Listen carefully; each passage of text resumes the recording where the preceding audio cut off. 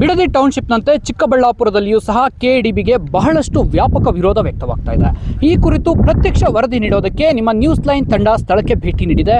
ಈಗ ನಾವು ಇರುವಂತಹದ್ದು ಜಂಗಮಕೋಟೆ ಕೆಡಿಬಿ ಪ್ರದೇಶದಲ್ಲಿ. ಇಲ್ಲಿನ ಪ್ರತಿಯೊಬ್ಬ ರೈತನ ಪರಿಸ್ಥಿತಿ ಯಾವ ರೀತಿ ಇದೆ, ಇದು ಕೃಷಿಗೆ ಯೋಗ್ಯವಾದಂತಹ ಭೂಮಿನ ಅಥವಾ ಕೈಗಾರಿಕಾ ಪ್ರದೇಶ ನಿರ್ಮಾಣ ಮಾಡಲು ಯೋಗ್ಯವಾದ ಪ್ರದೇಶನ ಎಂಬುದನ್ನು ತಿಳಿಸಿಕೊಡುವಂತಹ ಒಂದು ಸಣ್ಣ ಪ್ರಯತ್ನವನ್ನು ನಾವು ಮಾಡ್ತಿದ್ದೀವಿ. ಕೈಗಾರಿಕಾ ಪ್ರದೇಶಕ್ಕಾಗಿ ಗುರುತಿಸಿರುವಂತಹ ಪ್ರದೇಶ ಸುಮಾರು 2800 ಎಕರೆ ಭೂಮಿಯನ್ನ ಕೈಗಾರಿಕಾ ಪ್ರದೇಶಕ್ಕಾಗಿ ಗುರುತಿಸಿ ಈಗಾಗಲೇ ಅಂತಿಮ ನೋಟಿಸ್ ಅನ್ನು ಸಹ ರೈತರಿಗೆ ನೀಡಿ ರೈತರಿಗೆ ಹಣವನ್ನು ಕೊಡುತ್ತೇವೆ ಎನ್ನುವಂತಹ ಭರವಸೆಯನ್ನ ಸರ್ಕಾರ ನೀಡಿದೆ. ಆದರೆ ರೈತರು ನಾವು ಯಾವುದೇ ಕಾರಣಕ್ಕೂ ಕೆಡಿಬಿಗೆ ಭೂಮಿಯನ್ನು ಕೊಡೋದಿಲ್ಲ ಎಂದು ಆಗ್ರಹಿಸಿ ಕಳೆದ 100 ದಿನಗಳಿಂದ ಅನಿರ್ದಿಷ್ಟಾವಧಿ ಧರಣಿಯನ್ನು ನಡೆಸ್ತಾ ಇದ್ದಾರೆ. ಮತ್ತೊಂದು ಕಡೆ ರೈತರ ಮತ್ತೊಂದು ತಂಡ ನಾವು ಕೆಡಿಬಿಗೆ ಭೂಮಿ ಕೊಡೋದಕ್ಕೆ ಸಿದ್ಧವಾಗಿದ್ದೀವಿ, ಕೂಡಲೇ ಅಂತಿಮ ಆದೇಶವನ್ನು ಹೊರಡಿಸಿ ಎಂದು ಪ್ರತಿಭಟನೆಯನ್ನು ನಡೆಸ್ತಾ ಇದ್ದಾರೆ. ಆದರೆ ಸ್ಥಳೀಯವಾಗಿ ಇಲ್ಲಿನ ರೈತರು ಈಗ ನಮ್ಮ ಜೊತೆ ಇದ್ದಾರೆ. ಅವರ ಪರಿಸ್ಥಿತಿ ಯಾವ ರೀತಿ ಇದೆ, ಅವರು ತಮ್ಮ ಭೂಮಿಯನ್ನು ಕೈಗಾರಿಕೆಗಳಿಗೆ ಬಿಟ್ಟುಕೊಡಲು ಸಿದ್ಧರಿದ್ದಾರಾ ಎನ್ನುವುದನ್ನು ಅವರನ್ನೇ ಮಾತನಾಡಿಸ್ತಾ ತಿಳಿದುಕೊಳ್ಳೋಣ ಬನ್ನಿ. ಸರ್, ಕೃಷ್ಣಪ್ಪ ಅಂತ. ಓಕೆ, ಈಗ ಕೆಡಿಬಿಗೆ ಇಲ್ಲಿನ ಭೂಮಿಯನ್ನ ಸರ್ಕಾರ ತಗೊಳ್ಳೋದಕ್ಕೆ ಸಿದ್ಧವಾಗಿದೆ. ಇದಕ್ಕೆ ತಾವೇನು ಹೇಳ್ತೀರಾ? ಈ ಕೆಡಿಪಿಗೆ ನಾವು ಭೂಮಿ ಯಾವ ಕಾರಣಕ್ಕೂ ಕೊಡೋದಿಲ್ಲ. 1500 ಅಡಿ ಬೋರ್ ಹಾಕಿದ್ದೀನಿ. 4 ರಿಂದ 5 ಸಾವಿರ ನೀರು ಬರ್ತೈತೆ. 2 ವರ್ಷದಿಂದ ಇದರಲ್ಲಿ ನಾವು ಇದರಲ್ಲಿ ಮಿಶ್ರ ಬೆಳೆ ಅಂದರೆ ಮಾವಿನ ಗಿಡದಲ್ಲಿ ನಾವು ನಾನಾ ಥರ ಬೆಳೆಗಳು ಬೆಳೀತಾ ಇದ್ದೀವಿ. ಯಾವ ಕಾರಣಕ್ಕೂ ನಾವು ಈ ಕೆಡಿಪಿಗೆ ಭೂಮಿ ಬಿಟ್ಕೊಡಲ್ಲ. ಇವರು ಭೂಮಿ ಬೇಕು ಅಂತೇಳಿಬಿಟ್ಟು ಸುಮ್ಮನೆ ಮಾಡ್ತಾವ್ರೆ. ನಾವು ಯಾವ ಕಾರಣಕ್ಕೂ ಬಿಟ್ಕೊಡಲ್ಲ. ಚಿಕ್ಕಬಳ್ಳಾಪುರ ಡಿ ಸಿ ಆಫೀಸ್ ಹತ್ರ 100 ದಿವಸ ನಾವು ಅಲ್ಲಿ ಧರಣಿ ಮಾಡ್ತಾಯಿದ್ದೀವಿ. ಇದರಲ್ಲಿ ಫ್ರೀಡಮ್ ಪಾರ್ಕಲ್ಲಿ ಮಾಡಿದ್ದೀವಿ, ಮತ್ತು ಡಿ ಸಿ ಆಫೀಸ್ ಹತ್ರನೂ ಮಾಡಿದ್ದೀವಿ. ಏನು ಮಾಡಿದರೂ ಅವರು ಅರ್ಥಕೊಂಡಿಲ್ಲ. ನಾವು ಈ ಭೂಮಿನ ಯಾವ ಕಾರಣಕ್ಕೂ ಬಿಟ್ಕೊಡಲ್ಲ. ನಮ್ಮ ಪ್ರಾಣ ಆದರೂ ನಾವು ಕೊಡ್ತೀವಿ ಅವರಿಗೆ. ಸರ್ಕಾರ ಇಂಥ ಮಾನ್ಗೆಟ್ ಕೆಲಸ ಏನಕ್ಕೆ ಮಾಡ್ತಾಯಿದೆ ಅನ್ನೋದಂತ ನಮ್ಗೆ ಅರ್ಥ ಆಗ್ತಾ ಇಲ್ಲ. ಭೂಮಿ ಮಾತ್ರ ನಾವು ಯಾವ ಕಾರಣಕ್ಕೂ ಬಿಡೋದಿಲ್ಲ. ಈ ಭೂಮಿಗೆ ನಮ್ಮ ಮನೆಯಲ್ಲಿ 8 ಜನ ನಾವು ಮಕ್ಕಳಿದ್ದೀವಿ. ಇದೇ ಭೂಮಿನ ನಂಬ್ಕೊಂಡಿದ್ದೀವಿ. ಇದರಲ್ಲಿ ಬೇಜಾನ್ ಬೆಳೆಗಳು ನಾವು ಬೆಳೀತಾ ಇದ್ದೀವಿ. ಆದರೆ ನಾವು ಕೆಡಿಪಿಗೆ ಭೂಮಿ ಯಾವ ಕಾರಣಕ್ಕೂ ಕೊಡಲ್ಲ.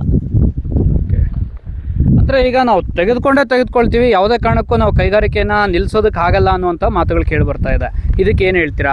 ಅವ್ರೇನಾದರೂ ಭೂಮಿ ತೆಗೆದುಕೊಳ್ಳಲೇಬೇಕು ಅಂತೇಳಿ ಸ್ಥಳಕ್ಕೆ ಬಂದರೆ ತಾವು ಯಾವ ರೀತಿ ಅವರು ಭೂಮಿ ಬೇಕು ಅಂತ ಬಂದರೆ ಇಲ್ಲಿ ನಮ್ಮನ್ನ ಇದೇ ಭೂಮಿಯಲ್ಲಿ ಸಮಾಧಿ ಮಾಡಿಬಿಟ್ಟು ಭೂಮಿ ಅವರು ನಮ್ಮ ಕೈನಿಂದ ಅವ್ರು ವಶ ಮಾಡ್ಕೊಂಡು ನಮ್ಮ ಪ್ರಾಣ ಇದ್ದರೆ ಭೂಮಿ ಅವ್ರಿಗೆ ಕೊಡೋದಿಲ್ಲ. ನಾವು ಹೇಳೋಕ್ಕೆ ಇಷ್ಟಪಡ್ತೀವಿ. ಈಗ ಇಲ್ಲಿನ ಸ್ಥಳೀಯ ಶಾಸಕರು ಅಥವಾ ಬೇರೆ ಪಕ್ಷದ ನಾಯಕರುಗಳು, ಮುಖಂಡರುಗಳು ನಿಮ್ಮನ್ನು ಯಾರು ಸಂಪರ್ಕ ಮಾಡಿಲ್ವಾ?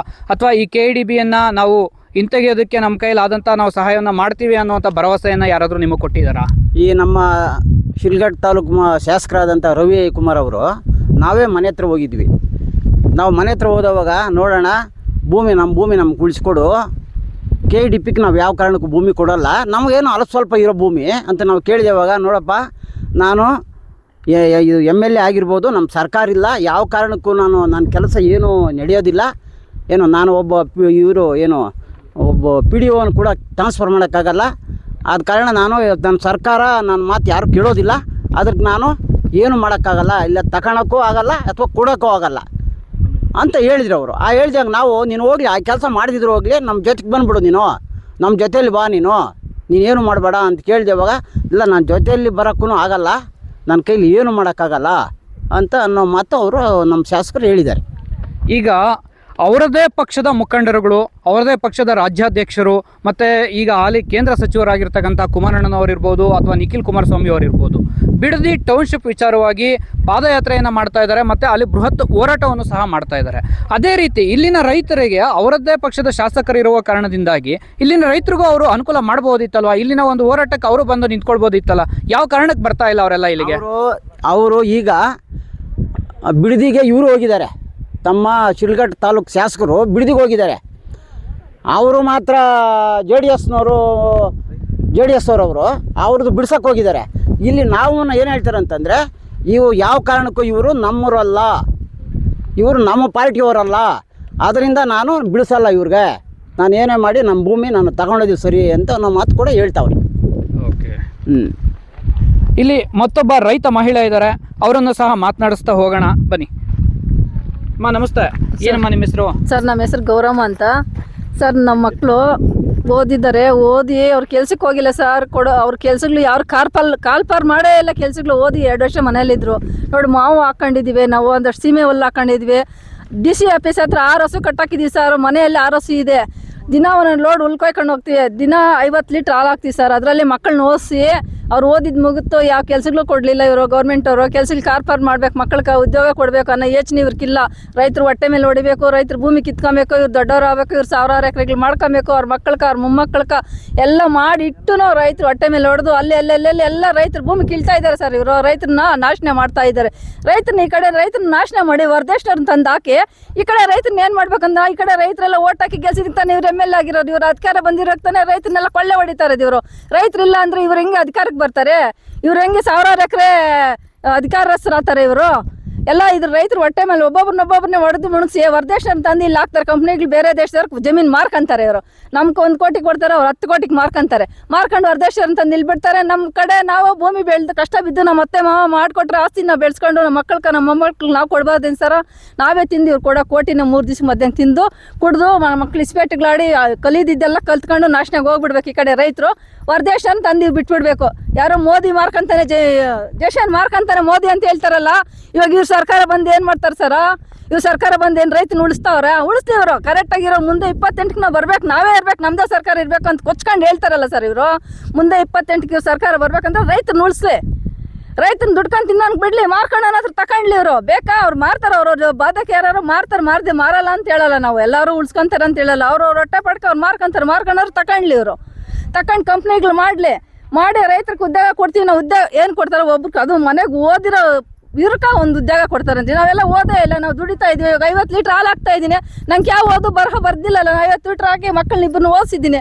ಇವಾಗ 5 ವರ್ಷನಿಕ ಕೆಲ್ಸಕ್ಕೆ ಹೋಗಿಲ್ಲ, ಏನಿಲ್ಲ. ಮಾವು ತಗೊಂತಾರೆ, ತೋಪಗಳ ಮಾವಿನ ಹಣ್ಣು ಚಿಂತಾಮಣಿಕೆ ಪ್ಯಾಕೋಸ್ಗೆ ಹಾಕ್ತಾರೆ. ಅಲ್ಲಿಂದ ಹೊರದೇಶಕ್ಕೆ ಮಾವಿನ ಹಣ್ಣು ಕಳಿಸಿ ಅವರು ಜೀವನ ಮಾಡ್ಕೊಂತಾರೆ ಸರ್. ಅವರು ನೋಡಿ ಬೆಳೆದಿದ್ದೀವಿ ನಮ್ಮ ತೋಪಾಗಿ. ನೀವು ಮಾವಿನ ಹಣ್ಣು ನೋಡಿ ಸರ್, ಅದು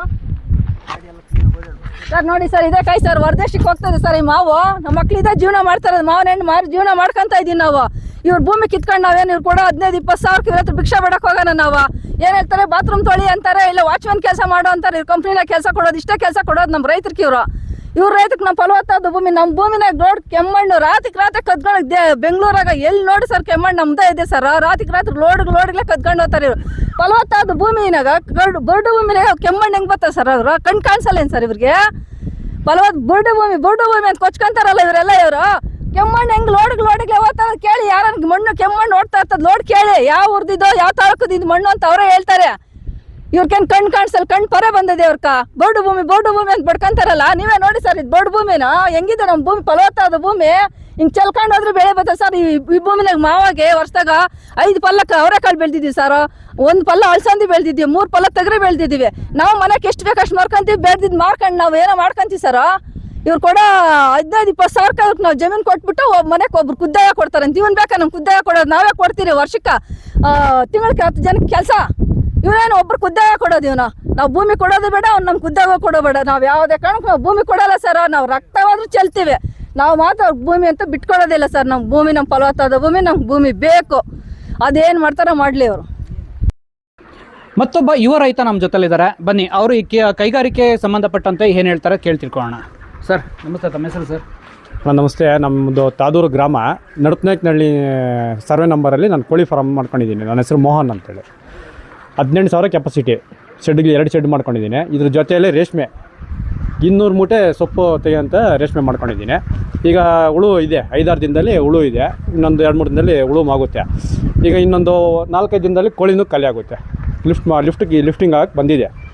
ಹಂಗಾಗಿ ಈಗ ಅಭಿವೃದ್ಧಿ ಹೆಸರು ಹೇಳ್ಕೊಂಡು ನಮಗೆ ಕೊಡಬಾರ್ದು ಹಿಂಸೆ ಕೊಡ್ತಾ ಇದ್ದಾರೆ. ಅಭಿವೃದ್ಧಿ ಅಂತ ಹೇಳ್ತಾ ಇದ್ದಾರಲ್ವ, ಇಲ್ಲೆಲ್ಲ ಅಭಿವೃದ್ಧಿ ನಾವು ಆಲ್ರೆಡಿ ಮಾಡ್ಕೊಂಡಿದ್ದೀವಿ. ನಮಗೇನು ಅಭಿವೃದ್ಧಿ ಬೇಕಾಗಿಲ್ಲ. ಈಗ ಬೇರೆ ಕಡೆ ಬರಡು ಭೂಮಿ ಅಂತ ಹೇಳ್ತಾ ಇದ್ದಾರಲ್ಲ, ಆ ಕಡೆ ಬೇಕಾದ್ರೆ ಮಾಡ್ಕೊಳ್ಳಿ. ಈಗ ನಮ್ಮದೆಲ್ಲ ಫಲವತ್ತಾದ ಭೂಮಿ, ಇನ್ನು ಪ್ರತಿಯೊಂದು ಬೆಳೆಗಳು ಬೆಳೀತಾ ಇದ್ದೀವಿ. ಅಭಿವೃದ್ಧಿ ಹೆಸರು ಹೇಳ್ಕೊಂಡು ನಮ್ಮನ್ನು ಬೇಜಾನು ಟಾರ್ಚರ್ ಬೇರೆ ಕೊಟ್ಟಿದ್ದಾರೆ. ಆಲ್ರೆಡಿ ಅಭಿವೃದ್ಧಿ ಮಾಡಿದ್ದೀವಿ. ನಮಗೆ ಅಭಿವೃದ್ಧಿ ಏನು ಬೇಕಾಗಿಲ್ಲ. ನಮ್ಮ ಜಮೀನು ನಾವು ಕೊಡೋಕ್ಕೆ ರೆಡಿ ಇಲ್ಲ. ನಮ್ಮ ಅಭಿವೃದ್ಧಿನ ನಾವು ಮಾಡ್ಕೊಂಡಿದ್ದೀವಿ ಸರ್. ಯಾವ ರಾಜಕಾರಣಿ ಬಂದು ನಮಗೇನು ಅಭಿವೃದ್ಧಿ ಮಾಡಿಕೊಟ್ಟಿಲ್ಲ. ನಮಗೇನು ಬೇಕೋ ಅದು ನಾವು ಮಾಡ್ಕೊಂಡಿದ್ದೀವಿ ಸರ್. ನಾವು ದಯವಿಟ್ಟು ಈ ಭೂಮಿ ಅಂತ ನಾವು ಕೊಡಲ್ಲ. ಹೌದು. ಇಲ್ಲ, ಈಗ ಸರ್ಕಾರ ನಾವು ಇದನ್ನ ಕೈಗಾರಿಕೆಗೆ ತೆಗೆದುಕೊಳ್ಳಲೇಬೇಕು ಭೂಮಿನ, ನಾವಿಲ್ಲಿ ಕೈಗಾರಿಕೆ ಅಭಿವೃದ್ಧಿ ಮಾಡಲೇಬೇಕು ಅಂತೇಳಿ ಮುಂದಾಗಿದೆ. ಅಂದರೆ ಈಗ ಅವ್ರು ಎಷ್ಟೇ ಬಿಗಿಪಟ್ಟು ಹಿಡಿದ್ರು ನೀವು ತಮ್ಮ ಭೂಮಿಯನ್ನು ಬಿಟ್ಕೊಡಲ್ವಾ? ಬಿಟ್ಕೊಡಲ್ಲ ಸರ್. ಈಗ 2 ಫಾರಮ್ ಇಂದನೂ 30 ಲಕ್ಷ ನಾವು ಬಂಡವಾಳ ಹಾಕಿದ್ವಿ. ನಾವು 30 ಲಕ್ಷ ಕೊಡಿ ಅಂತ ನಾವು ಅವ್ರ ಹತ್ರ ಹೋಗಿ ಕೈ ಚಾಚಿಲ್ಲ. ನಾವು ದುಡ್ದು ನಾವು 30 ಲಕ್ಷ ಬಂಡವಾಳ ಹಾಕಿ ನಾವು ನಾವು ಮಾಡ್ಕೊಂಡಿದ್ದೀವಿ ಸರ್. ನಾವು ಬದುಕೋದಕ್ಕೆ ನಮ್ಮ ಮಕ್ಕಳ ಫ್ಯೂಚರ್ಗೋಸ್ಕರ ನಾವು ಮಾಡ್ಕೊಂಡಿದ್ದೀವಿ ಸರ್. ನಾವು ಯಾರು ಅಧಿಕಾರಿಗಳ ಹತ್ರನೂ ಹೋಗಿಲ್ಲ. ನಾವು ಭೂಮಿ ಕೊಟ್ಟು ನಾವು ಅವ್ರ ಹತ್ರ ನಾಳೆ ಭಿಕ್ಷೆ ಬಿಡುವಾಗ ನಾವು ಭಿಕ್ಷೆ ಎದುರು ನಾವು ತಯಾರಿಲ್ಲ ಸರ್. ನಮ್ಮ ಭೂಮಿ ನಮಗೆ ಬಿಟ್ಕೊಟ್ಬಿಡಲಿ ಸರ್. ಈಗ ನೀವು 30 ಲಕ್ಷ ಬಂಡವಾಳ ಹಾಕಿದ್ದೀರಾ, ಕಷ್ಟಪಟ್ಟು ದುಡಿತಾ ಇದ್ದೀರಾ. ಈಗ ಒಂದೇ ಸಲ ನಿಮಗೆ ಕೋಟ್ಯಾಂತರ ರೂಪಾಯಿ ದುಡ್ಡು ಕೊಡ್ತಾರಲ್ಲ ಸರ್ಕಾರ, ಆ ದುಡ್ಡು ಎತ್ಕೊಂಡು ನೀವು ಬೇರೆ ಏನಾದ್ರು ಡೆವಲಪ್ಮೆಂಟ್ ಮಾಡ್ಕೋಬೋದಲ್ವಾ? ಬೇಡ ಸರ್, ನಮಗೆ ಆ ಥರ ಡೆವಲಪ್ ನಮಗೆ ಬೇಡವಾ. ನಾವು ನಿಧಾನವಾಗಿ ನಾವು ಸಂಪಾದನೆ ಮಾಡ್ಕೊತೀವಿ ಸರ್. ನಿಧಾನವಾಗಿ ದೊಡ್ಡವರಾಗೋಣ. ನಾವು ಒಂದೇ ಸರಿ ದೊಡ್ಡವರಾಗೋದು ಬೇಡ ಅವ್ರ ಥರ. ಇವಾಗ ರೈತರ ಭೂಮಿ ಯಾಕೆ ಸರ್ ಬೇಕು ಅವ್ರಿಗೆ? ಅವರು ಸಾವಿರ ಎಕರೆಗೆ ತೊಗೊಂಡಿದ್ದಾರಲ್ಲ, ಅಲ್ಲೋಗಿ ಮಾಡಲಿ ಸರ್ ಡೆವಲಪ್ಪು. ಏನು ಸರ್ ರೈತರ ಭೂಮಿ ಕಿತ್ಕೊಂಡು ಅವ್ರು ಡೆವಲಪ್ ಮಾಡಬೇಕಾಗಿರೋದಂಥ ಕರ್ಮ ಏನು ಸರ್ ಅವ್ರಿಗೆ?